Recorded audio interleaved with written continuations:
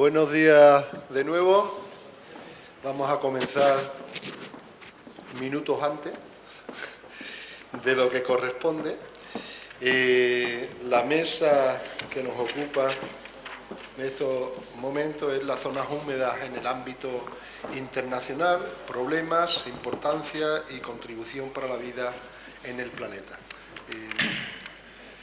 Los ponentes de la mesa pues son doña Isabel Redondo, conservadora del Espacio Natural de Doñana, bióloga por la Universidad de Sevilla, directora conservadora del Parque Natural de Doñana durante los años 1999 a 2002, consejera técnica de la Red de Espacios Naturales Protegidos de Andalucía y directora del Instituto Andaluz de Caza y Pesca de la Junta de Andalucía y conservadora del Espacio Natural de Doñana desde el 2018. Don Pedro Ramos, buenas, graduado en Ciencias en la Universidad de Massachusetts, superintendente de los Parques Nacionales de Everglades y Dry Tortugas en Florida, Estados Unidos, desde 2015. Durante 5 años trabajó como superintendente de la Reserva Nacional Big Cypress, donde desarrolló un gran trabajo con comunidades locales y tribus. Primer hispano puertorriqueño en ostentar la responsabilidad en estas dos importantes áreas protegidas.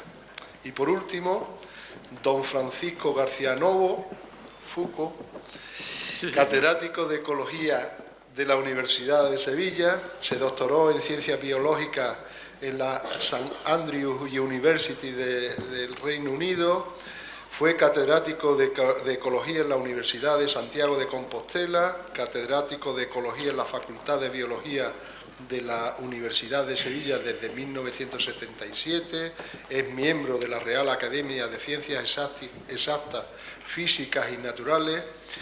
De sus investigaciones destacan importantes estudios sobre Doñana, en el arroyo del Partido, marismas de la Algaida o en seguimientos ambientales de mayor escala en el entorno de Doñana. Participó en el comité de expertos que redactó el dictamen sobre estrategias para el desarrollo socioeconómico sostenible del entorno de Doñana en 1992. Además, participó en la comisión de investigación del 2005, que no está aquí apuntado. Y bueno, la metodología del trabajo va a ser también, como la anterior mesa, una intervención de 6 minutos y para hablar de la situación de los humedales en el ámbito internacional, para luego en una segunda intervención abordar los retos y las sinergias que puedan existir y parecidos entre unos humedales y otros. Tiene la palabra Isabel Redondo. Buenos días. Me ha tocado a mí hablar de humedales, que se está hablando de agua desde que empezamos aquí en este congreso. Realmente... ¿no? ¿Ahora? Ahora. Vale. Realmente, pues yo entiendo el ámbito de Doñana integra un gran conjunto de humedales. Yo digo que Doñana es un humedal de humedales. Realmente, aunque tienen su origen común, como es el origen geológico, en el que se confrontan los aportes del río Guadalquivir con los aportes del Océano Atlántico, pero tiene distintos ecosistemas que son importantes, muy importantes para la diversidad, como son las marismas, son los cauces que tributan a estas marismas, y las lagunas que ya se han hablado también antes, como son las lagunas temporales y las lagunas costeras. La marisma realmente pues es una superficie bastante amplia que ocupa aproximadamente unas 26.000 hectáreas.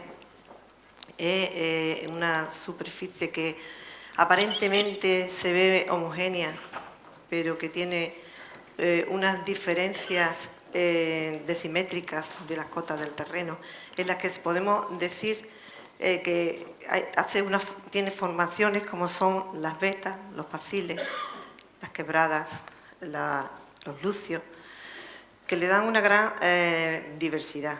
Una gran diversidad que también eso hace que sea bastante frágil. Esta marisma, aunque tiene una gran biodiversidad, están bastante transformadas ahora mismo con respecto a su funcionamiento, transformadas desde sus orígenes, ¿no? Ya se ha hablado que desde mediados del siglo pasado, del siglo XX, pues ha tenido bastantes transformaciones. Aún así, pues sigue teniendo bastante biodiversidad. Los cauces que tributan a la marisma, como he comentado antes, son como el arroyo de la Rocina, el arroyo del Partido, el río Guadiamar, los Sotos, etc. Además de su importancia por el aporte que hace a la marisma, es muy importante porque hacen de corredores ecológicos que también se interrelacionan con el entorno, con una relación natural. Estos tienen un bosque de ribera bastante importante, tiene una riqueza de flora y de fauna muy importante y ocupan gran superficie también de los espacios de humedad de Doñana.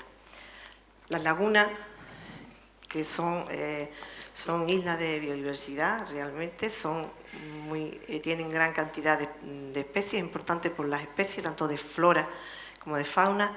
Tienen especies, algunas catalogadas, endémicas, raras algunas, y realmente otras, hay algunas que son muy importantes porque son hábitats de interés comunitario.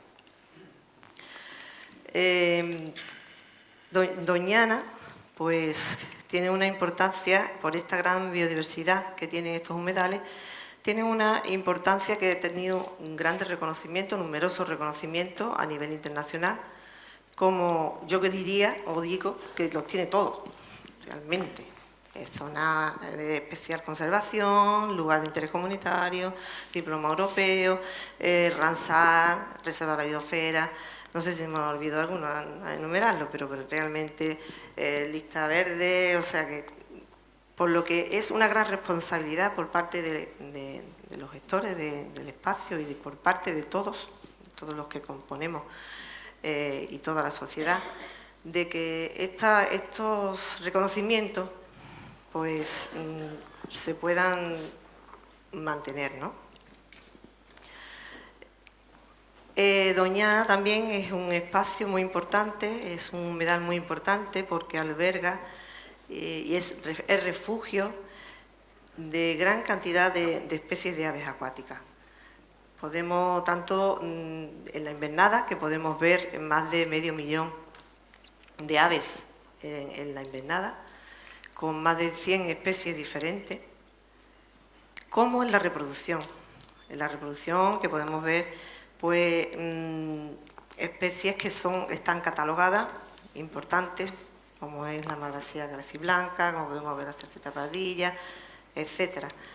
Y además algunas especies que nidifican en Doñana y que son también no son comunes que nidifiquen en el resto de Andalucía, sobre todo.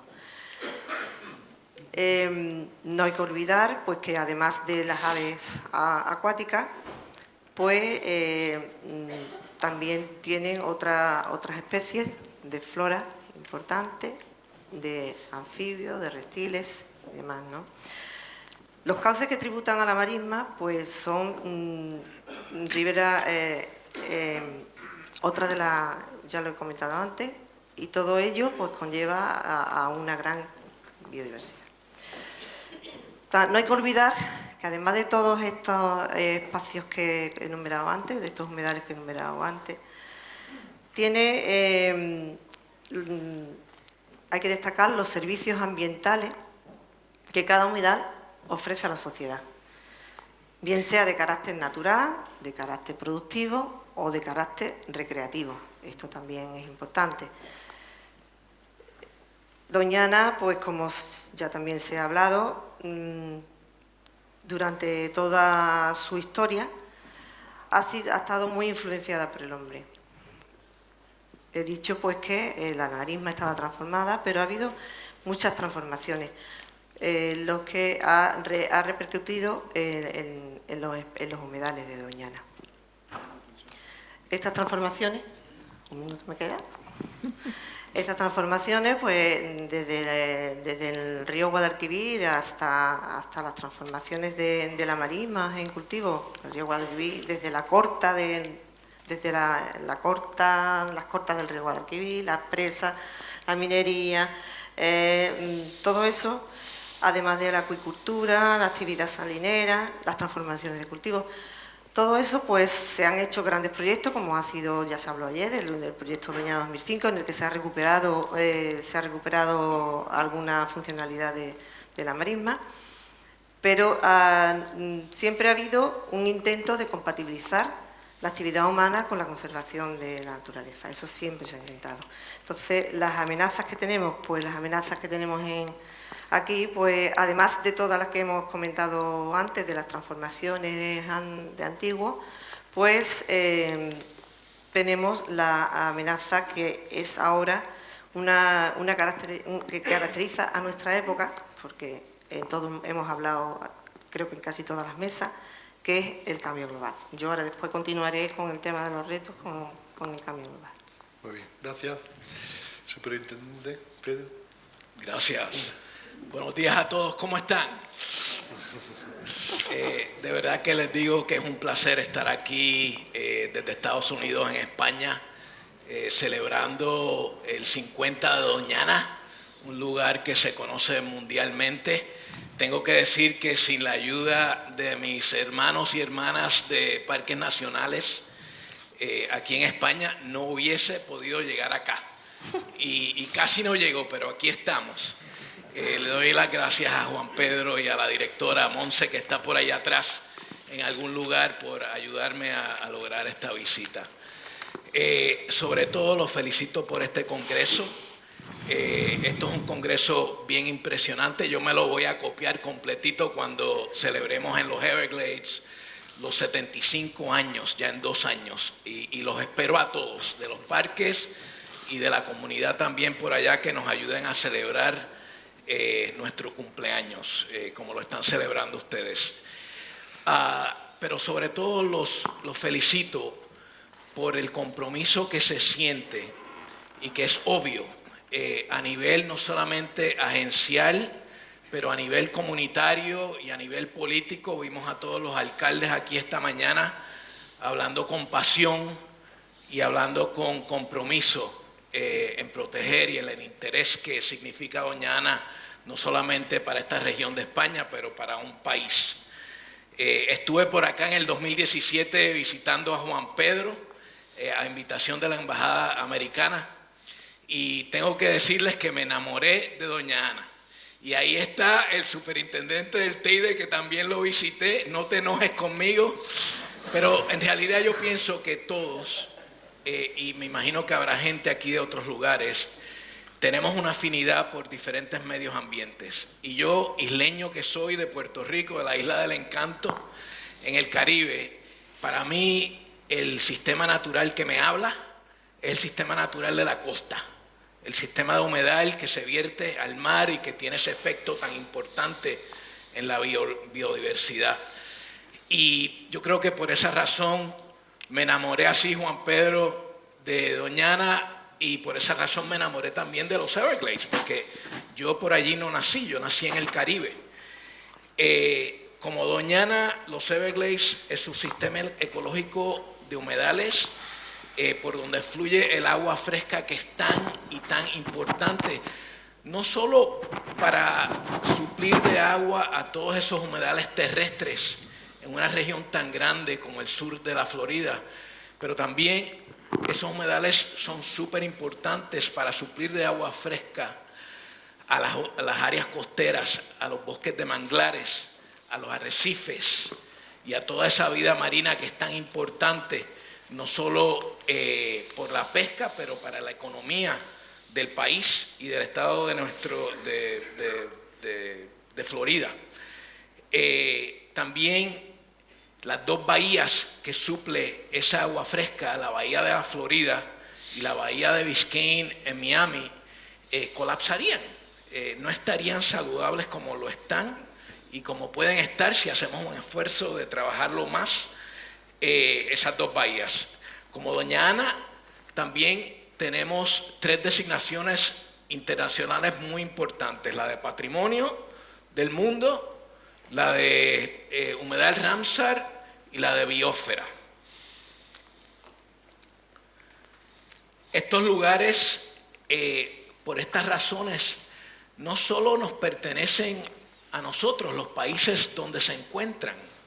Estos lugares nos pertenecen a toda una humanidad del mundo.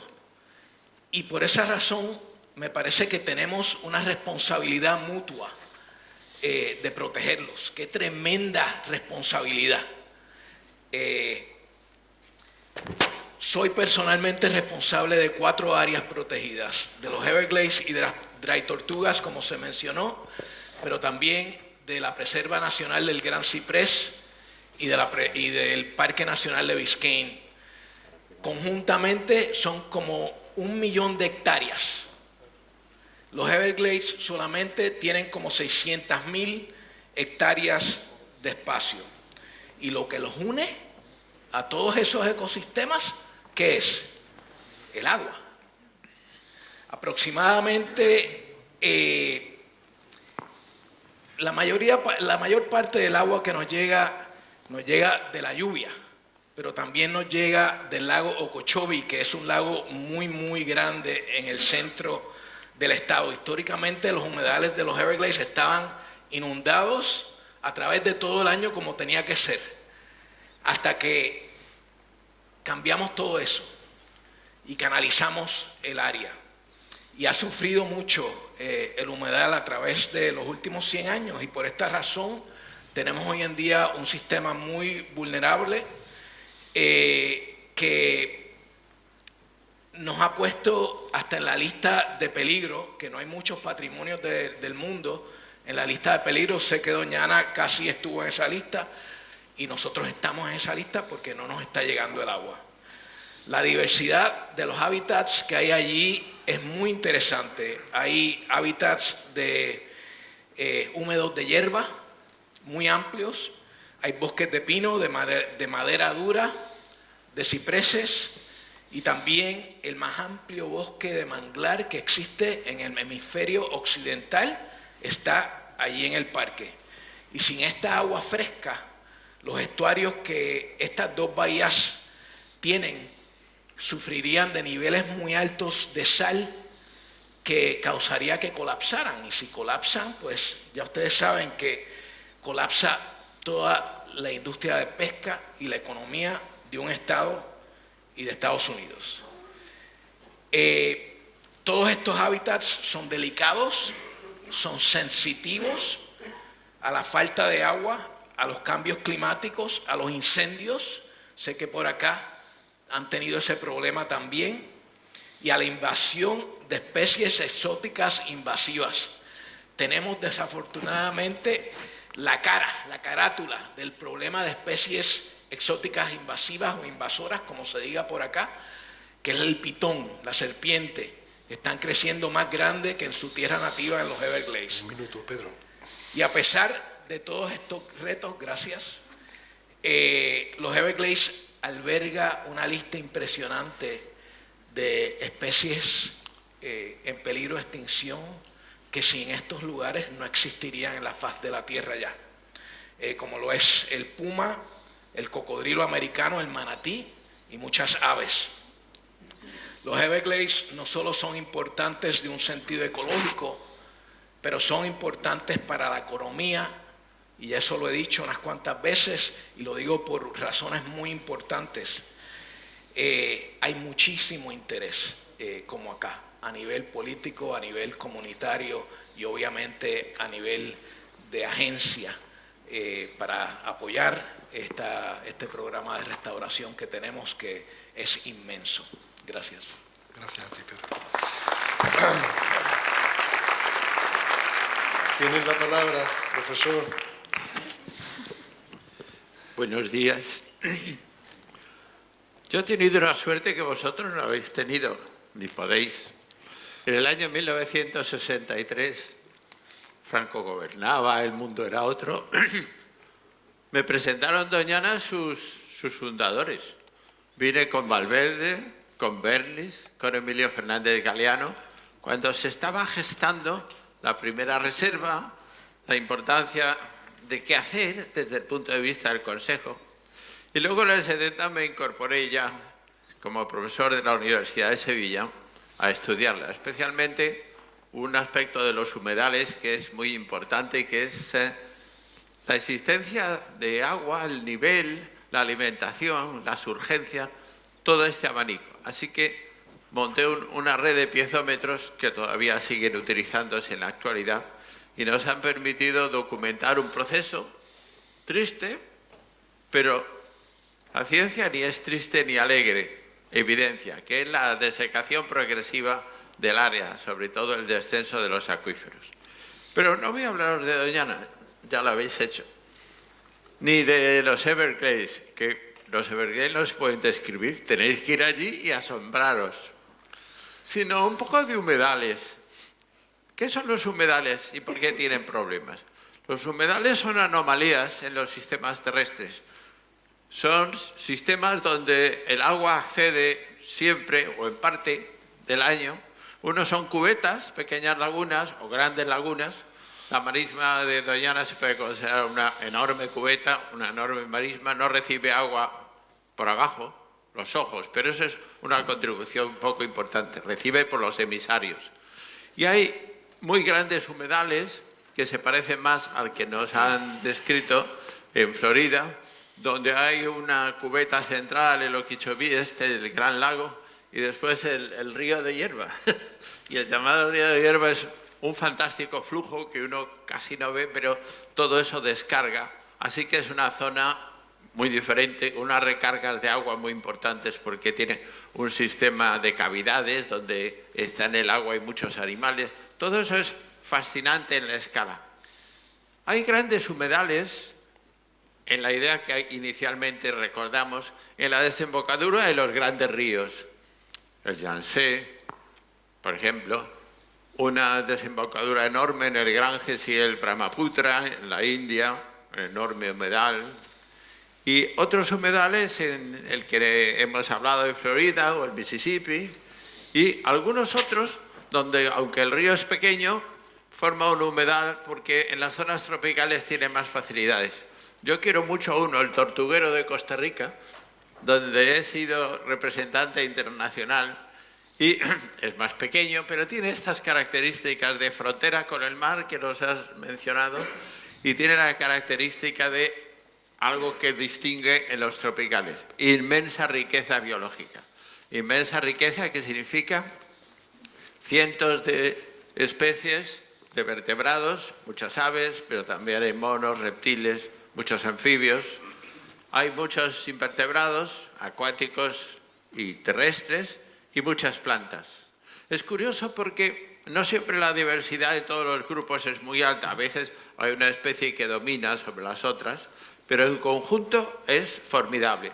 Es formidable porque si tiene agua y buena temperatura, que es en los tropicales, el crecimiento está garantizado, la competencia. Se desarrollan humedales con arbolado. A mí me impresionan mucho los cipreses, cuando hay una lámina de agua y algo que a nosotros nos parecen coníferas, no estamos acostumbrados a este tipo de planta, los cipreses calvos, pero hay muchos otros, especialmente hay grupos biológicos que son esos mangles, una especie de zancos, tiene la vegetación, el mangle rojo, hay 8 especies, los pandanus, y todo eso forma una red intrincada, una red que utilizan muchos animales, muchas plantas, animales terrestres y acuáticos a la vez o superpuestos. En los humedales puede fluctuar el nivel con la marea o con la inundación o con la lluvia, pero si ampliamos un poco nuestra visión sobre los humedales, si subimos hacia el norte, el agua está fría o se hiela o se congela.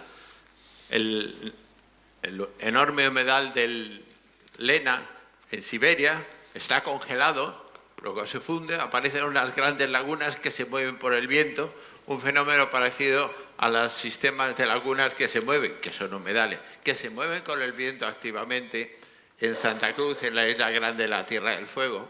Así que hay humedales que son lagunas. Los lagos son un tipo de humedales que normalmente llamamos lagos, pero ahí están los grandes lagos africanos o asiáticos o americanos.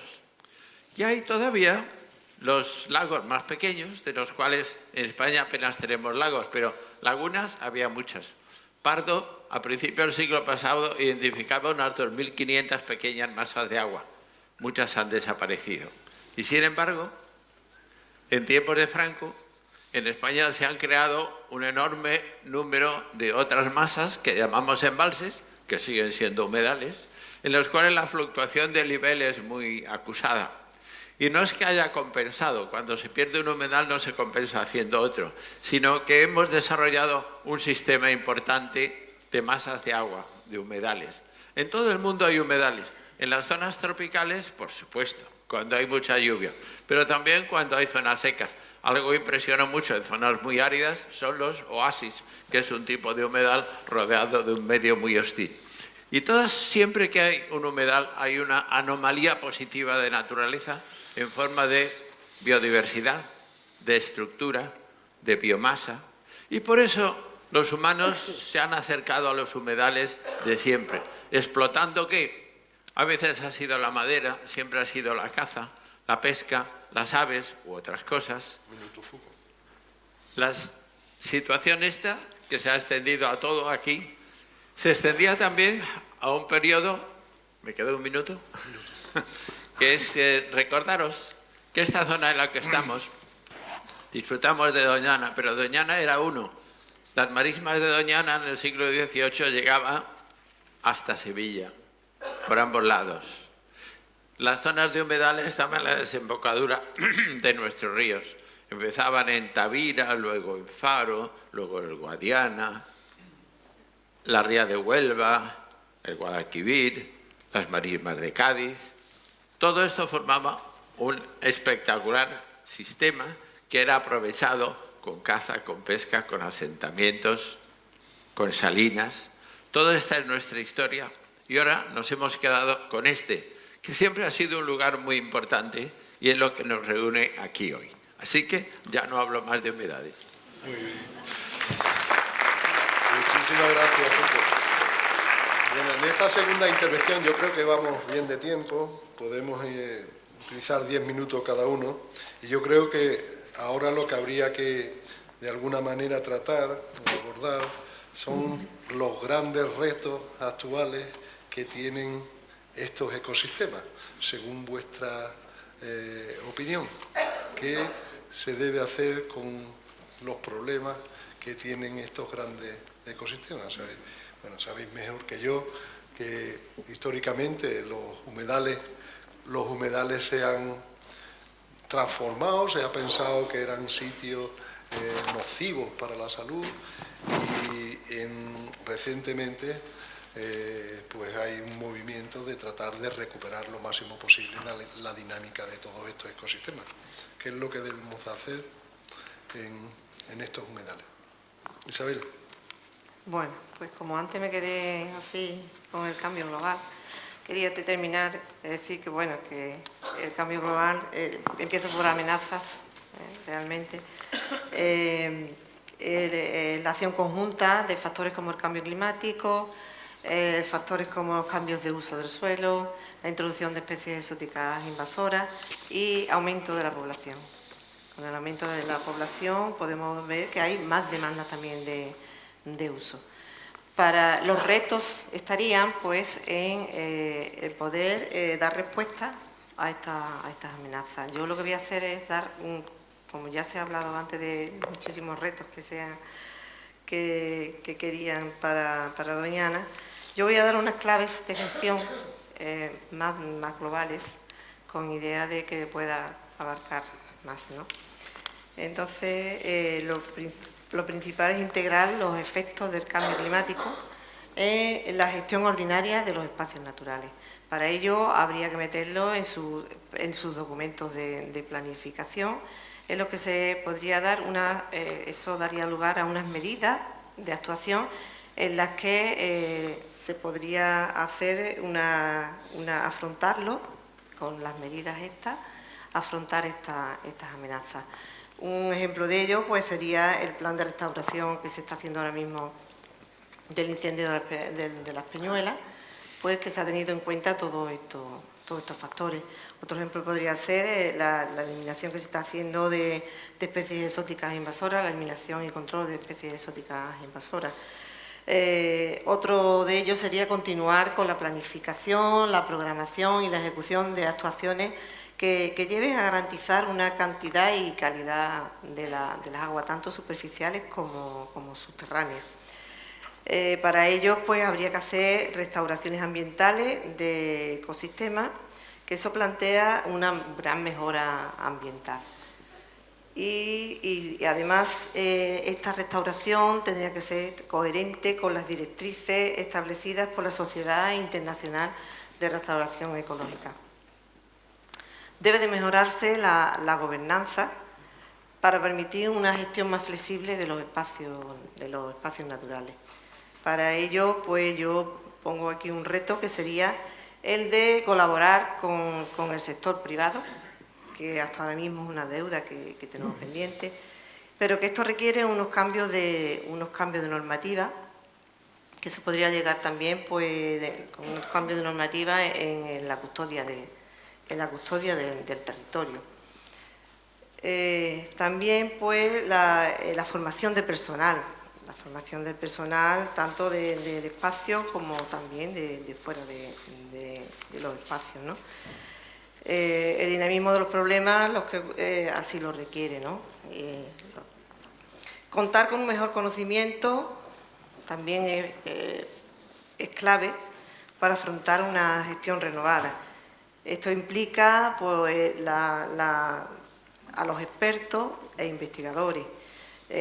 Lo que se quiere es promover la investigación tanto activa como pasiva, ¿no? Y también pues, tener una buena interacción con los investigadores, con los gestores. La integración de nuevas tecnologías en la gestión también se considera imprescindible, como son ahora mismo los sensores remotos, los drones, dispositivos móviles. Para ello, pues ahora mismo está funcionando el sistema Redian, en el que está funcionando bastante bien, y creo que eso podríamos llegar quizás a resolver bastante estas amenazas, o por lo menos tener conocimiento. La educación ambiental se debe consolidar como un pilar de la educación reglada. La sensibilización es fundamental y la participación también es fundamental. Doñana no se puede entender sin la presencia del ser humano y de sus usos. Es a la vez fuente de valores culturales y de amenazas. Por tanto, la búsqueda de equilibrio es uno de los retos más difíciles que ahora mismo tenemos para una gestión futura. ¿Ya? Muchísimas gracias. Pedro, tienes la palabra. Gracias. Pues, como había dicho antes, los Everglades han estado en un estado prácticamente permanente de sequía por casi 100 años. Un humedal tan grande como ese, que depende del agua, en estado de sequía casi por 100 años. Así que se podrán imaginar los efectos tan profundos que hemos sentido en la función del sistema como tal. El agua que le pertenece fue canalizada para permitir que se desarrollara la industria agrícola en el estado de la Florida, particularmente la caña de azúcar, que en unos años a través de la historia se traía del Caribe y se traía de Sudamérica, de los mismos lugares de donde se traía para acá. pero resulta ser que nos dimos cuenta en algún punto el siglo pasado que al sur del lago Okeechobee, por esas mismas partes donde pasaba el agua que nos tiene que llegar a nosotros, eran tierras muy fértiles para la caña también. Y pues se desarrolló un sistema agrícola muy productivo. Y también pues se canalizó para poder construir toda la infraestructura que los que han estado allí, ustedes en Miami, al sur de Orlando, en Los Cayos, en la parte oeste de Naples y Fort Myers, han visto la cantidad de concreto que hay en esa región. Y son dos cosas muy importantes. Tenemos que vivir en algún lado y de algo tenemos que vivir. Tiene que haber industria, tiene que haber carreteras, tiene que haber urbanización.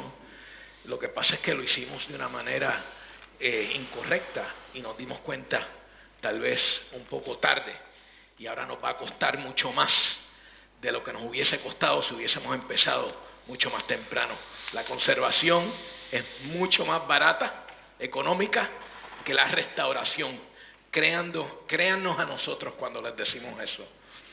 Esto nos puso en una situación tan y tan grave que en el 2001 el Congreso de los Estados Unidos aprobó un proyecto de restauración para la restauración de los Everglades, que resulta ser el proyecto más grande y ambicioso de restauración ecológica en la historia, no solamente del país, pero sino que en la historia del mundo. Restauración ecológica a esta escala no se ha intentado en más ninguna otra parte. Hay gente que dice que los Everglades son una prueba que tenemos como humanidad, porque le hicimos tanto daño, y si pasamos esa prueba, tal vez lograremos salvar el mundo colectivamente en los trabajos que hacemos. Estamos para gastar casi 20.000 millones de dólares, 20 billones con B, 20.000 millones de dólares para lograr este proyecto. Y me parece que ya llevamos como 20 años, yo no había nacido todavía. Y entonces, como en 10 o 15 años, me parece que ya lograremos muchas de las metas grandes que tenemos. Ha sido un proyecto muy complejo, en parte porque la cantidad de intereses representados, como aquí, son muy diversos. Tenemos gobiernos, agencias, comunidades, tenemos 2 tribus de nativos americanos que viven allí en los Everglades, y todo el mundo tiene preocupaciones diferentes, y todas esas preocupaciones tienen que ser consideradas, tienen que estar equitativamente en la mesa, darles importancia, resolverlas, para nosotros poder seguir adelante con un proyecto tan ambicioso con el apoyo común de todo el mundo. El proyecto es más bien un proyecto de ingeniería, como se imaginan.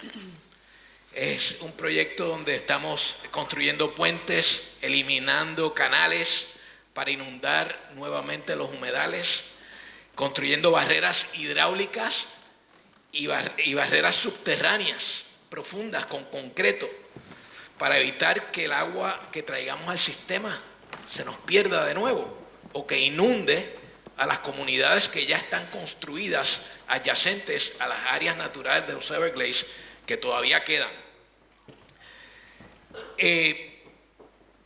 Como ha sido un proceso tan largo y tan lento, el sistema natural ha seguido sufriendo de incendios que arrasan con todo en su camino, como lo que tuvieron ustedes aquí hace unos años. Y la gran prueba que tenemos ahora con las especies exóticas es un problema, pero monumental. Muchas de esas plantas y animales que han llegado allí llegaron por el comercio de mascotas, el mercado de mascotas y el mercado de jardinería. Y hemos abierto, en mi opinión, la famosa cajita de Pandora. Y francamente les digo que no estamos seguros, y tenemos muchos científicos, usted lo sabe, trabajando en este tema en la Florida. En mi equipo nada más tengo como 60 doctores trabajando, informándonos las decisiones que tomamos. Y hay especies como el pitón, que es muy posible que más nunca los podamos meter en esa cajita de nuevo. Así que ojo con la experiencia que hemos tenido nosotros. Todo esto lo ponemos en el contexto de los cambios climáticos, las vulnerabilidades que entonces traen esos cambios, porque es un ambiente dinámico, y nos damos cuenta que tenemos las manos muy, muy llenas. Imagínense que después de que estemos 30 o 40 años nosotros en el proceso de restaurar a los Everglades, acabemos restaurando ese lugar hidrológicamente para un montón de animales y plantas que no pertenecen ahí desde primera instancia. Eso sería lo más trágico.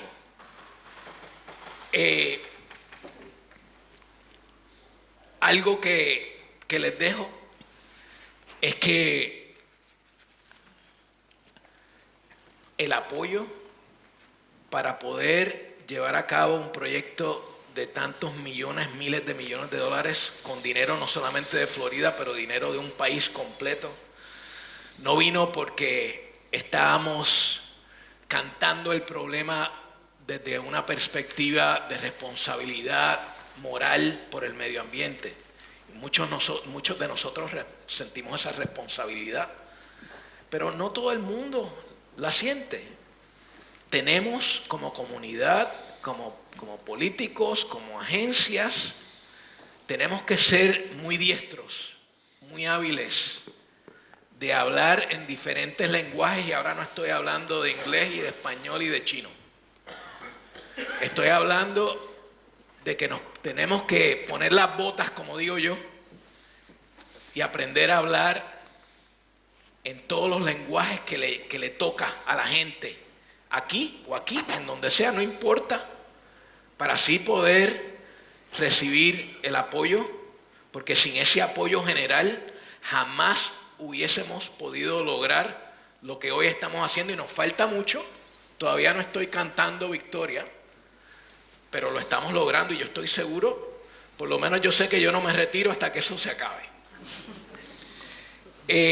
Pienso que finalmente congresos como este son muy, muy importantes, no solamente porque nos permite compartir experiencias mutuas, lecciones aprendidas, cosas que han funcionado, cosas que no. No pretendemos saberlo todo, y yo sé que ustedes tampoco. Tenemos mucho que aprender los unos de los otros, para que así, y más importante, colectivamente podamos proteger los lugares más importantes del mundo, como lo es Doña Ana. Nuevamente, uno de los lugares más reconocidos a nivel mundial. Yo desde chiquito sabía de Doña Ana, y el mundo los está mirando a ustedes, nos está mirando a nosotros, a ver si vamos a llegar a entregar en esa responsabilidad tan grande que tenemos.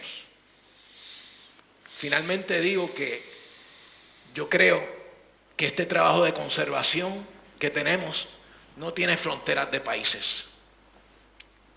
Los pajaritos, el aire, el agua no conocen nada de eso.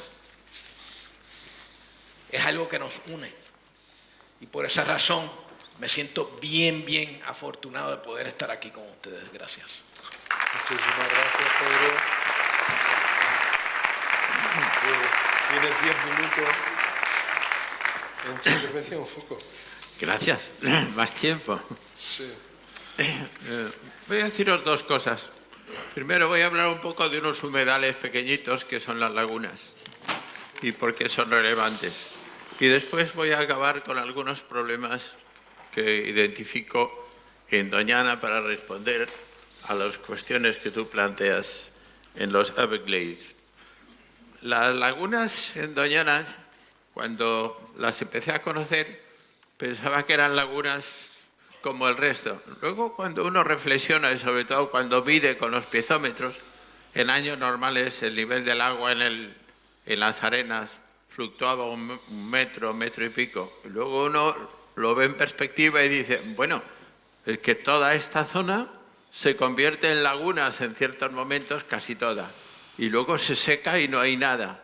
Así que son humedales temporales, pero que sean temporales no les quita que sean humedales, y sobre todo hay muchas especies que aprovechan esto. Y más allá, lo que no vemos que se encharque, el humedal funciona, dice, también, pero de otra manera. Cuando estudiamos el matorral, las plantas de matorral, el jaguarzo, por ejemplo, lo que hacía era que crecía y extendía las raíces, igual que los pinos, hasta ciertos niveles, porque más adelante la zona se encharcaba. Es curioso que los pinos de las dunas tienen un sistema, primero echan una raíz profunda y a los 25 centímetros más o menos la abortan y producen solo raíces horizontales. Y uno dice, ¿y aquí qué pasó? Dice, que a veces se convierte en humedal, nos podía haber respondido el pino. Este es un sistema profundamente fluctuante. Cuando había años de mucha agua, se inundaban los bordes de la laguna, eliminaban a las que habían invadido y volvía a empezar. Este sistema de expansión y reducción ha estado funcionando hasta hace unos 20 años y desde entonces ha estado menguando. Ahora hay muchas lagunas que se han borrado, no existen. ¿Por qué? Porque la vegetación de matorral, los pinos, han sobrevivido, puesto que no hay inundaciones. Fijaros que este problema es muy general en otras cosas. Sabéis que hay embalses y canales en Extremadura que están invadidos por lo que llaman allí camalotes. Camalotes en realidad son islas flotantes frecuentes en los humedales, pero es sobre todo la ichornia. Este lirio de agua, que es una planta muy bonita, cubre la superficie y la cubre de tal manera que bloquea los canales. ¿Y antes por qué no sucedía esto? ¿Es la ichornia o la pistia o la silvia? ¿Por qué no? Porque había frío invernal y muchas de las invasoras tropicales no podían asentarse en nuestras latitudes, en Doñana, porque el frío las eliminaba en invierno. Teníamos el sistema, o el frío o la sequía nos han protegido.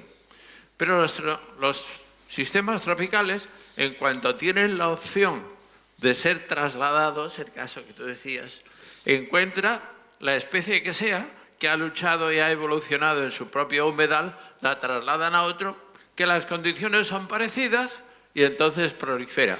Es el caso de las plantas acuáticas, es el caso de muchos otros vertebrados, invertebrados, peces.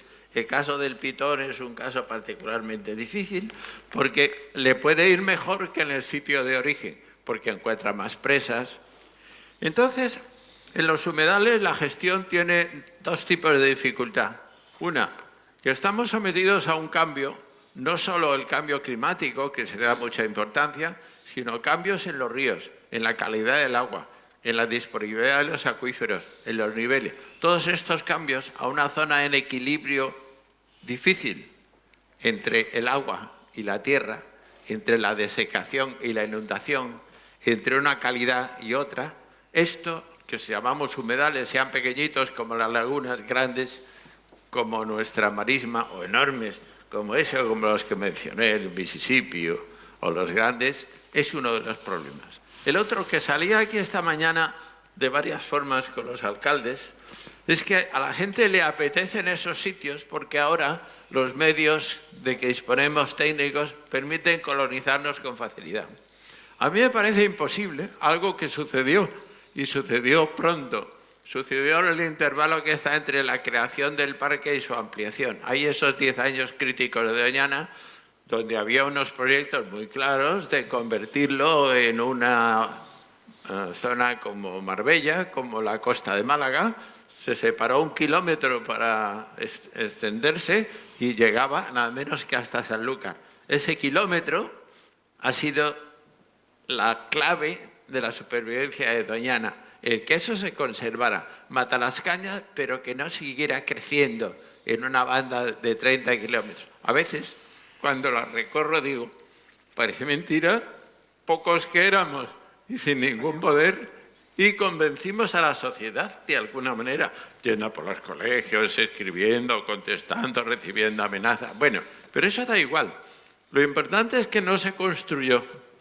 Sin embargo, del desarrollo de Matalascañas se hizo un error grave, entonces es que los pozos de abastecimiento están en el linde del parque o de la reserva, tan en el linde que están al otro lado de la carretera. El efecto es muy negativo. Cuando hemos estado midiendo los niveles del agua en las lagunas al interior, se veía cuando empezaba el bombeo, bajaban. Cuando empezaba el bombeo, se recuperaban un poco. Este sistema a medio plazo ha acabado por desecar parte de las lagunas. En el norte, la expansión de los cultivos, una expansión con frecuencia no arreglada por la Administración, ha producido descensos muy importantes en la zona norte. El arroyo del Partido ha perdido muchas de las lagunas que lo rodeaban. Lo que eran zonas urgentes, con una laguna reiterada, ya no están. Entonces, estos frenos, le veo yo a Doñana que tiene este tipo de problemas, una desecación lenta y progresiva que hace perder humedales, aunque fueran pequeñitos, y que afecta a las zonas, como decía, del matorral. No es propiamente un humedal que tenga agua por encima, pero es un humedal porque está afectando al sistema, a la vegetación, a la biodiversidad. Es un sistema que ha dejado de funcionar y ahora nos queda el sitio, pero lo que hay es distinto, la diversidad es menor, el interés pierde. Y al norte, la recarga de la marisma por superficie y las zonas urgentes en arenas de la periferia también o se han secado o han disminuido. El agua. En Doñana siempre ha sido uno de sus elementos esenciales. El otro que mencionaba muy importante es la introducción de especies. La introducción de especies no tiene límite. Todos somos testigos de que va uno a muchas tiendas de acuariofilia y tiene una cantidad impresionante de distintos organismos. No solo las tortuguitas estas de Florida, que nosotros llamamos tortuguitas, en Florida hay muchas de distintos tamaños, sino los peces. Aquí en los años 20, para combatir el paludismo en España, se introduce un poecílido, la gambusia, que se extiende en muchas zonas. Pero no solo eso, hay muchas más cosas. Muy impactante ha sido la introducción del cangrejo rojo de Luisiana, porque es muy agresivo, hace agujeros, ataca a las larvas, ataca a los macroinvertebrados, combate a los anfibios y, sobre todo, es imposible de exterminar. Hay otras especies que ahora las consideramos propiamente de Doñana, pero no era. Antes no había la zola caroliniana, que nos ha venido por Portugal. Y dice, ¿y qué pasa? Y dice, nada, es verdín, dirán algunos. Bueno, es una invasora muy agresiva. La cótula coronopifolia, que pone muy bonita la marisma de color amarillo con botones, dice, vale, muy bonita sí. Pero voy a una reflexión más de fondo. Tenemos que luchar cuando alguna de las especies se convierte en un problema enorme, como tenéis vosotros el caso del pitón oriental. Pero debemos ser especialmente cuidadosos en la reducción de las poblaciones invasoras, en su control y en que individualmente tengamos la conciencia de que en un espacio natural introducir una especie, sea de jardinería o sea otro lugar, aunque a nosotros nos parezca que nuestra mascota merece mejor vida, entonces soltamos una tortuga en Doñana, crea un daño genético, puede reproducirse allí y nos encontramos en unas situaciones más difíciles. Yo creo que entre las preocupaciones de los alcaldes y alcaldesas que han estado antes que nosotros, esto de la educación es muy importante. Nosotros cuando hicimos el dictamen del desarrollo sostenible dijimos, el parque lo tienen los conservadores que atender, pero el parque debe ser el motor de atractivo que en el sector de servicios haga que esta zona, esta región, que era pobre, se desarrolle. Y así ha sido. Pero no basta, porque eso hay que adaptarlo constantemente. Eso en el 92 estaba muy bien el planteamiento, en la sostenibilidad, la primera vez que se planteaba así. Pero hoy aparecían otros problemas. Dice, si usted nos frena, nos tiene que compensar. no necesariamente económica. Pero voy a otra cosa. Habíamos propuesto que Doñana fuera el laboratorio de los niños que estudian por aquí. Y eso no se ha llegado a desarrollar. Pero es muy importante. Es muy importante que todos hayan estado allí, que lo hayan vivenciado, que lo quieran, que estén dispuestos a luchar, que cuando piensen soltar allí su mascota le diga a un otro, oye, en Doñana no, porque me han dicho o me han explicado que eso puede ser peligroso. Así que, resumiendo, como siempre, Doñana es un desafío de claroscuros. Es una enorme satisfacción llegar a estos 50 años. Y uno esperaría, desde otro mundo, claro, luego se celebren los 100, que Doñana se haya mantenido, pero estoy seguro que aparecerán problemas nuevos que no se os ocurren, aparecerán organismos nuevos que han introducido, algunos de los problemas que ahora consideramos serios hayan desaparecido y, en todo caso, vuestra es la responsabilidad. Gracias. Muchas gracias.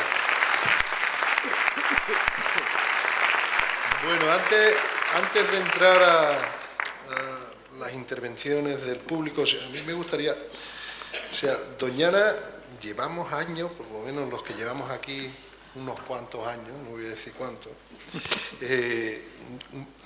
venimos escuchando y repitiendo, tenemos el privilegio, se dijo ayer, de tener un centro de investigación de importancia internacional, la Universidad de Sevilla, la ICTS, que trae investigadores de todo el mundo. Doñana tiene, no el conocimiento suficiente, porque eso no va a suceder nunca, pero sí identificado problemas que no acabamos de atajar. No sé, tenemos el conocimiento científico, pero luego la reacción al problema, las lagunas que tú has comentado. Conocemos que hay problemas, no sabemos, yo por lo menos pienso que deben de estar pasando muchas cosas, pero si las extracciones tenemos sensores que miden, identifican perfectamente cuando llegan los fines de semana, cuando llegan los puentes, cómo el agua subterránea se va, pero también automáticamente se viene arriba. Yo no sé qué significa, pero en todos sitios hay agua que se transporta de un sitio a otro por medio de canalizaciones. ¿Por qué no hemos tomado decisiones, en este caso políticas, y eso, si hay soluciones para resolver el problema de las lagunas, de Santa Laya, de todo ese rosario? Y eso es una pregunta que te lanzo a ti. Si hay soluciones para tratar de revertir eso que conocemos desde hace años. Pues es una pregunta difícil, porque como has dicho muy bien, ese es un tema que no es nuevo, es un tema muy antiguo. Básicamente hay que traer parte del agua de otros lugares, pero también yo empezaría por quitar los pozos que están al lado de la reserva y trasladarlos a otro lado. Y si hace falta más caudal, el acuífero del Asperillo es otro problema, pero desgraciadamente las lagunas temporales que había prácticamente han desaparecido, el arroyo del Loro tiene aún. Entonces, trasladarlos, siempre que estén a una profundidad donde el efecto sea pequeño, pero en la zona norte hay que hacer dos cosas. Uno, suministrar agua, porque hay otros acuíferos y otras soluciones. Y otro, negociar para aceptar las decisiones. Eso no vale llegar y abrir una parcela y hacer un agujero y ponerse a regar y luego argumentar que me quita usted mi modo de vida. Dice, ojo, estamos en un sistema complicado. Negociaremos todo lo negociable para que usted tenga sus recursos, pero sobre todo la prioridad es el mantenimiento del acuífero, porque el acuífero es urgente y su urgente significa que crea hacia arriba multitud de cosas. Parte de la diversidad se debe ahí. Y lo mismo el arroyo del Partido. Si lo secamos, pues la marisma pierde uno de sus grandes tributarios, como ha pasado con otros. Así que yo creo que la Administración debe reflexionarlo. Esto que planteaban los alcaldes es que la Administración va por detrás de sí misma. Tenía que tomar y que tenía que negociar más y mandar menos, creo. Y otra pregunta para Pedro. En 2003 tuve el privilegio de participar en una misión que fuimos a Nueva Orleans y a Everglades con la Comisión Científica Doñana 2005, Foucault también estaba allí. Y bueno, nos enseñaron Everglades arriba, abajo, por todas partes. Y a mí hubo un proyecto tremendo, porque eran de tantas intervenciones. Hubo uno que eran unos ensayos de introducir agua en pozos, aguas dulces, en pozos de agua salada, para conservarlas y utilizarlas cuando hiciera falta. ¿Cómo concluyó esos ensayos? ¿Se ha utilizado realmente ese agua, que se diferenciaba por la densidad de la salada y el agua? Y es una curiosidad que nunca he podido resolver. Tú quizás ahora... Tú sabes que ha sido una experiencia para nosotros de aprendizaje. Hemos tratado cosas, algunas funcionan, algunas no. En los Everglades estamos tratando de mover el agua que viene desde un lago que está bastante lejos del parque. Por ley, el estado de la Florida, el parque federal, el estado de la Florida es el gobierno estatal. Nos tienen que hacer llegar el agua, no solamente la cantidad, a tiempo y en una calidad precisa.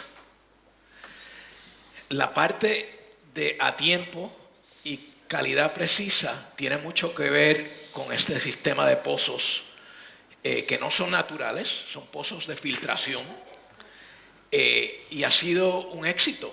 Y sin esos pozos de retención y filtración al norte del parque, entre medio del parque y el lago, no pudiésemos limpiar el agua ni tampoco almacenarla para poderla tener y tener esos periodos hidrológicos que les hace falta a la flora y la fauna del parque cuando nos hace falta. Y no te estoy diciendo que todavía son completamente funcionales, porque nos falta por lo menos 10 años de construcción de infraestructura. Ahora, este año que pasó, acabo de recibir $100 millones. Si ustedes estuvieron allí, se acuerdan que hay una carretera que cruza los Everglades. Sí. Al norte del parque sale de Miami y conecta la parte este de la península con la parte oeste.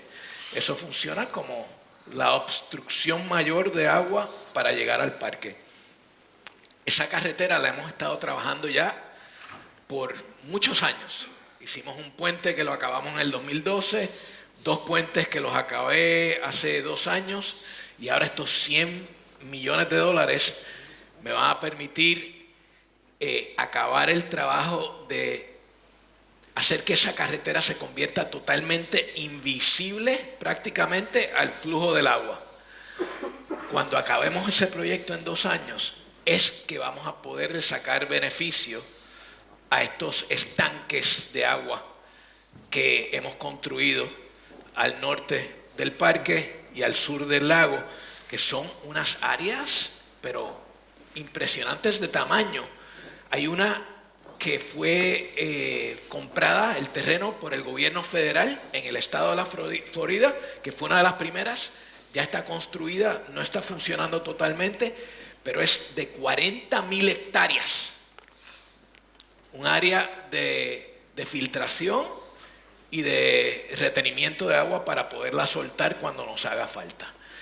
Es algo, pero sumamente esencial, y ya se convierte en algo muy técnico que forma parte de esta nueva plomería que estamos tratando de establecer para no solamente el medio ambiente, pero también para que la gente tenga agua de beber, que 1 de cada 4 personas en la Florida, 18 millones de personas, 1 de cada 4 de ellas bebe agua. Y también, como te dije, la economía depende de cómo nosotros vamos a instalar esa plomería para salvar el medio ambiente, pero también para salvar a la industria. Muchísimas gracias. Abrimos un turno de intervenciones Y repito lo que dije esta mañana, las preguntas deben ser precisas y concisas y, a ser posible, dirigidas a uno de los ponentes. Así que...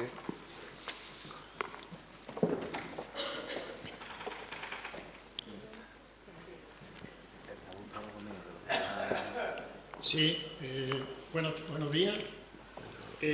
Yo represento a una asociación micológica, le hablo de los hongos. Seguramente ese suelo que está detrás de ustedes, donde vemos unos fotógrafos paseando por allí, antes vimos unos caballos, está alojando miles de toneladas de una fibra, de unos filamentos, que son lo que llamamos hongos, y que normalmente conocemos por sus fructificaciones en forma de seta. Bien, yo creo que estamos pasando ya el ecuador de este congreso y hasta el momento no he oído hablar absolutamente nada de estos hongos. ¿Hay alguna actuación en defensa de los hongos? ¿Se ha pensado defender a los seres vivos que son los que defienden las plantas? ¿Puede contestarme alguien a eso? Pues yo la verdad, si he oído hongos. Hongos, sí, han dicho. ¿Hongos? Hongos ha dicho, hongos. Es que no he oído bien, ¿no? Hongos. Eh, Sí, hombre, la temática del Congreso no era tratar sobre la infinidad de asuntos que puedan vivir la biodiversidad que pueda encontrarse en Doñana, que en Doñana sí que tiene una diversidad amplísima. La gente de León que viene a estudiar aquí, pues vienen encantados porque los hongos que encuentran aquí pues son particulares y son excepcionales con respecto a lo que se encuentran en las montañas de la Sierra de Huelva, que son los mismos que en León y que en todas las montañas. Esto por lo visto tiene, pero no teníamos, no he organizado yo el programa, pero no había intención de tratar nada específicamente, sí, y en esta mesa en concreto, sobre humedales. Pero Chan, en el proyecto de restauración del incendio de las Peñuelas sí se está trabajando con temas de hongos. Sí, han venido algunos especialistas y también hay algunos estudios de investigación que se está empezando a hacer, ¿eh? O sea que ahora mismo estamos iniciando el tema con el tema de hongos. Sí, pero ¿creen que se está teniendo en cuenta la importancia que tienen los hongos en la naturaleza? O sea, no olvidemos que los bosques existen porque existe una red micelial micorrícica por los hongos que le están facilitando minerales a cambio de un alimento que reciben de las plantas y que es imprescindible para la vida de las plantas. Creo que pensar en el mantenimiento de las plantas en cualquier lugar, y no solo de las plantas, de los animales. También hay hongos que afectan a los animales. Sin contar con los hongos, me parece a mí que no tiene un objetivo muy claro. Y yo no veo que se esté contando con los hongos. Es cierto que en el incendio de las Peñuelas se ha pensado en sembrar plantas micorrizadas, pero quizás no sea todo. Quizás hubiese sido más importante preservar o sembrar rápidamente citáceas que micorrizan con muchas clases de hongos y haber mantenido las micorrizas que no mueren con el fuego, puesto que el fuego no varía la temperatura por debajo de los 10 centímetros del subsuelo y los hongos están más profundos, pero claro, si esos hongos no tienen las plantas por las que viven, mueren.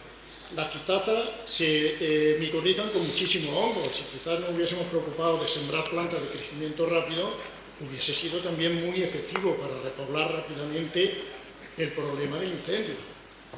Pongo un ejemplo. Existen muchas otras cosas y sigo teniendo la sensación de que los hongos no son protagonistas en los estudios y sin embargo pienso que son muy protagonistas en el desarrollo de la naturaleza. Lo tendremos en cuenta. Muchas gracias. ¿Otra intervención? Sí, allí detrás. No sé.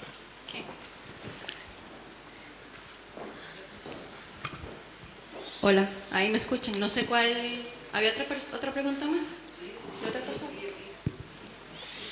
Bueno, pero yo también tengo una pregunta. Sí, Ok, soy yo. sí. Es que pensé que la había enseñado No. a otra persona. Bueno, muchísimas gracias por el congreso. De verdad que confieso que me he enamorado recientemente de Doñana. Entonces este congreso me ha ayudado mucho a ponerme en una maqueta toda la información que por ahí estaba buscando. Aprovechando que ahora se ha tomado el tema mundialmente, yo considero que la conservación no puede ser exitosa si no se vincula a la sociedad permanentemente con eso. Recientemente vi un video que estaban hablando de Doñana, de todas aquellas actividades de extracción que de forma culturalmente se han perdido en Doñana. Entonces me he preguntado si por qué una opción de conservación, de conservar el patrimonio cultural, no se podía utilizar como un eje o como una acción para así ayudar también a la protección del medio ambiente. En este video que les menciono, venían hablando sobre que en Doñana que no existe el proceso de carboneo, de extracción de material, y hubo una persona que decía que tal vez una de las razones de por qué el incendio de Doñana se hizo tan grande, una de las razones fue porque se eliminó esta parte de uso cultural de la madera para hacer carbón. Yo sé que originalmente lo mejor era haber mantenido el bosque original, el bosque nativo de la zona, pero viendo que los humedales han estado tan ligados al desarrollo humano que no lo podemos evitar así, ¿por qué no tomar esa parte de conservación del patrimonio cultural como una herramienta para proteger y gestionar esta parte de protección de la naturaleza? Ahí no sé cuál... No va dirigida a ninguna... Sí, yo creo que te la puedo responder yo, porque además soy el encargado de la educación ambiental y de los aprovechamientos tradicionales, que no es el objeto de esta mesa, pero sí que ha salido. Bueno, yo quiero decirte que si hay una manifestación de descontento con respecto a la educación ambiental, a la delegación, es que hemos tenido unos programas grandísimos, 300.000 euros, dedicado todos los años a educación ambiental, que traíamos a miles y miles y miles de niños de la comarca y a adultos que los llevamos de visita al parque, y con la crisis se cayó y no hemos conseguido todavía recuperarlo. Entonces, no es que no se hagan cosas, pero ha habido un trabajo inmenso en unos años y luego se ha caído, y la gente lo que quiere es recuperar eso. En cuanto a los aprovechamientos tradicionales, el carboneo desaparece porque deja de ser rentable. Sí, como tantas cosas en la vida. A mí me encantaría que la gente solicitara permiso. De hecho, algún señor mayor que mantiene todavía la actividad, pues pide carbón, se le da, y madera se le da, se lo lleva al monte y coge y hace su carbón. Pero se ha dejado porque eso se utilizaba para filtros, luego han filtros de depuración. Una parte de la pólvora, o sea, ha habido una tecnología de materiales sintéticos que el carbón ha dejado de tener utilidad, con lo cual si no se vende, pues la gente no lo hace. No es que Doñana no quiera que haya carboneros, que ojalá lo hubiera, pero se ha caído. En cuanto a los demás aprovechamientos, yo creo que la piña están como nunca, ganan muchísimo dinero, tienen su seguro, hay un empresario que controla la prevención y los riesgos. En fin, la cosa ha evolucionado, os digo, de los años 60, que dormían en las perreras de Maresmilla y no podían venir aquí todos los días, y hoy pues van con sus seguros sociales, o sea, la situación ha cambiado muy en positivo. El incendio se produjo porque se dieron todas las condiciones para que aquello volara. Hombre, si tú lo dejas como le pones mármol, pues entonces no habrá allí nada. Pero yo creo que el incendio de las Peñuelas pues hubo una desgracia que desde una empresa que se dedicaba al carbón saltó una chispa hacia el bosque y además cambiando con una intensidad del viento, cambiando de norte a sur, arriba, abajo, o sea, aquello no había un Dios que lo parara. Si encima por la tarde, que ya los medios aéreos no pudieron casi intervenir, aquello no hubo quien lo controlara. Y bueno, afortunadamente la actuación de todos, luego al día siguiente pues se consiguió controlar bastante rápido.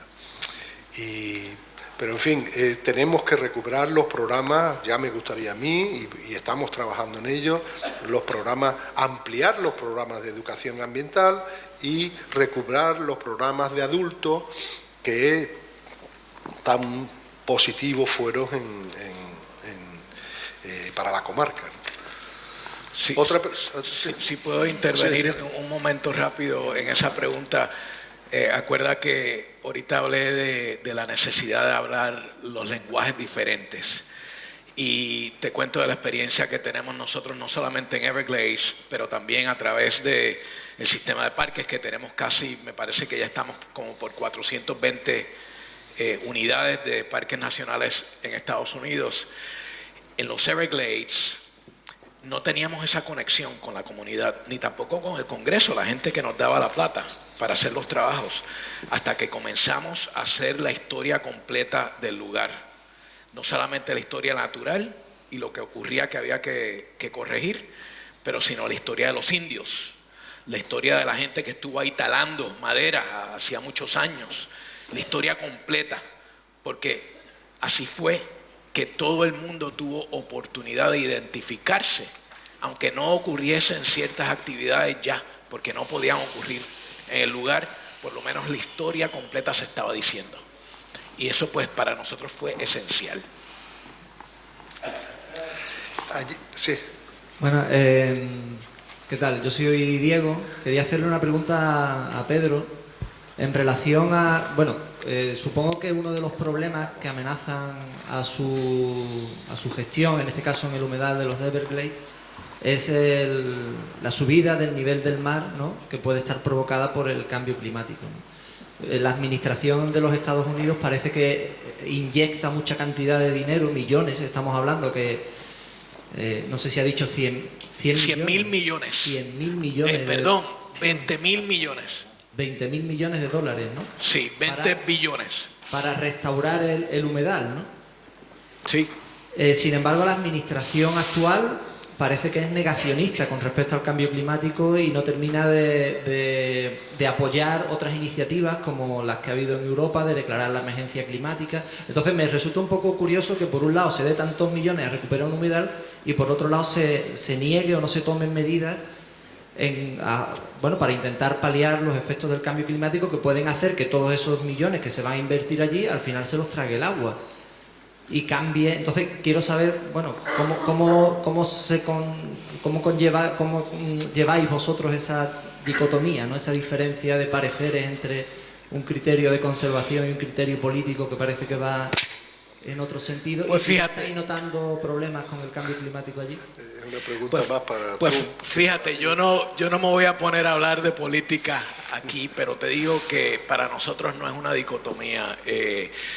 Hemos tenido la fortuna de recibir el apoyo de Washington constante a través de los años y hoy en día te conté que acabo de recibir $100 millones para un proyecto pero sumamente crítico para poder no prevenir el cambio climático y la subida del nivel del mar que va sin duda a ocupar lugares que hoy en día son valles de agua fresca.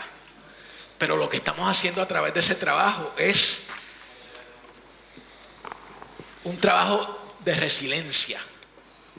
No vamos a parar lo que está pasando. Vamos a poder hacer que el ambiente esté resiliente para que pueda hacer lo que vaya a hacer cuando la madre naturaleza haga lo que ella tenga que hacer también. Y el apoyo ha sido, como te digo, firme y constante. $20.000 millones y ha estado llegando fluidito para nosotros hacer nuestro trabajo.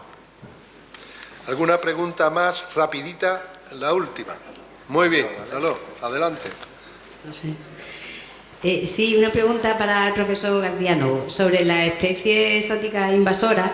Saber su opinión como ecólogo de algunas de las que él ha nombrado, precisamente, algunas especies que se naturalizan y realmente no es que no se gestionen y no se eliminen porque no se por pasividad, ¿no? Sino que no son el caso, como por ejemplo, que también me gusta comentarlo aquí, del árbol de la seda, que precisamente la Universidad de Sevilla hizo el primer estudio de una especie exótica invasora y todavía 40 años después estamos quitando los rodales de árbol de la seda en Marimilla todos los años como aplicación de esa investigación del árbol de la seda y es un ejemplo estupendo de esa aplicación de la investigación y la gestión. Pero otras especies como azola, Cotula coronifolia o como puede ser, por ejemplo, una ribera que esté llena de arundodonas, ¿no? Si la quitas, pues puedes tener unos efectos más perjudiciales a lo mejor que no quitarla. O simplemente se evalúa, se estudia, se encarga incluso a expertos estudios sobre esa especie y al final pues realmente no hay ningún método viable para eliminarlas, ¿no? Como pueden ser, imagínense, quitar Cotula coronifolia o azola del humedal de Doñana, como el cangrejo, pues sería imposible. Pero bueno, señalar cuál es su opinión en esas especies que realmente no tenemos medio de eliminar, más que hacer un seguimiento y poco más, ¿no? Pero no porque se desconozca que estén ahí, sino porque no hay medios físicos, químicos o biológicos actualmente para eliminar la azola, ¿no? Gracias. Claro, el problema es que las tres especies que mencioné son invasoras y imposible retirarlas. Ni tenemos medios ni tenemos tecnología. Entonces el cangrejo pues no se puede y las otras también. Además, el cangrejo ha sido extendido por gran parte de España por gente, igual que los peces. Nosotros llevamos estudiando un tramo del Tajo 30 años y cada 7 años los pescadores introducen un pez nuevo. Le va bien y aumenta. Hace poco el equipo pescó un siluro que tenía como 1,85 de largo. Es un pez muy grande. Eso pasa en Mequineza, en el Ebro. Pero esto de las introducciones es un problema mayor. Y después hay otras cosas que no son introducciones, sino que son grandes fluctuaciones. Se ha mencionado ayer y se menciona hoy el morito. Cuando empezamos había unos pocos moritos, luego había menos, luego había 2, luego había ninguno. Caramba, había miles. Eso es una invasión, una plaga, y esas hay que controlar los moritos. A nosotros nos daría pena decir, hombre, el morito es una cosa que no existe. Y dice, sí, pero hay muchísimos. Eso es parte de las fluctuaciones de los sistemas. Pero yo quería subrayar que si eso cuando sucede y no sabemos cómo, el caso del morito, pues nos quedamos perplejos. Pero el caso del búho real es más perplejante. O los zorros porque han desaparecido. Sí, o la tórtola turca, en fin. Entonces no sabemos ecología suficiente. Siempre hay que decir, hay que conocer más. Hay que ser capaces de aventurarnos en programas de supresión, eliminación y control. Y volviendo a tener ahí preguntándote, a mí me sorprende que el pitón de los Everglades, cuando por fin se captura, que no es fácil, pues es un animal muy grande, en fin, tampoco se puede matar ni eliminar, sino hay que mandarlo a un sitio para que siga viviendo largamente. Cambiamos esa política y ahora estoy permitiendo que la gente entre y lo mate y que incluso usen armas para hacerlo. Sí. Acaba siendo necesaria una cosa que en principio a uno no le gusta en un parque. Estamos en 0 segundos, según el reloj. Creo que estamos bastante bien, nos hemos portado bastante bien. Muchísimas gracias para los ponentes, por lo interesante, el público, por su participación. Y sí que solo voy a decir una cosa, de un tema que ha salido constante aquí, que es la educación ambiental y los programas de educación ambiental. Está aquí nuestro coordinador de la consejería, espero que tome buena nota y que nos ayude, y el director general también, que tomen buena nota, a ver si corregimos ese asunto. Cham, como me siento en casa, me voy a robar un minuto y vine de lejos. ¿Dónde está Monse? Monse, ven acá, por favor.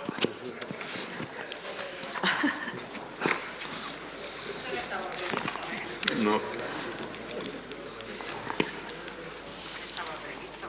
No, esto no estaba previsto. Bueno, espero que yo lo haya previsto también, porque ahora como que estoy un poco nervioso con tanta gente aquí mirando después de que te llamé. Mira, parques nacionales, como había dicho, vamos a no darle la espalda a nuestra amiga. Parques nacionales son agencias a través del mundo que protegen en realidad el patrimonio de cada país.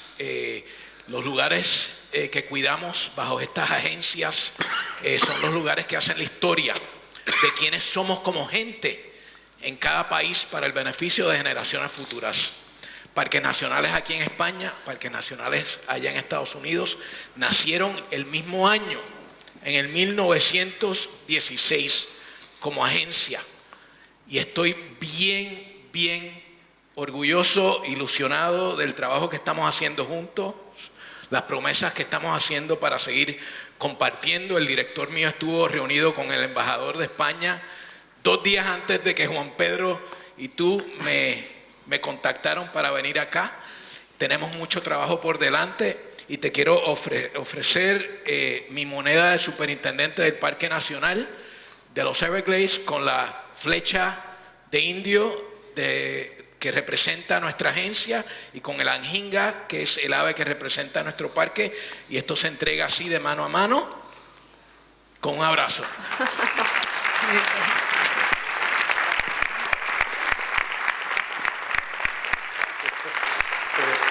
Yo creo que damos por finalizada la sesión. Gracias.